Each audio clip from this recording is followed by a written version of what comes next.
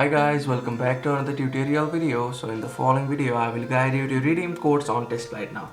If you want to redeem the invitation code which the testers have sent you but you don't know how to redeem it, then this is the video for you. So simply watch the video till the very end to know about it. So let's get started. Now to redeem the code on your TestFlight, the first thing which you need to do is that make sure that you have installed the TestFlight app on your device. So if you have not installed, you need to install it from App Store or Play Store on your device. So after that, you need to simply open the TestFlight app on your device. So this is the landing page where you'll see the option of ready to test, and here you may read the thing like, before you can start testing, our developer has to invite you to test one of the TestFlight's app. Now to accept the invitation, tap on the link in the email or enter the invitation redeem code.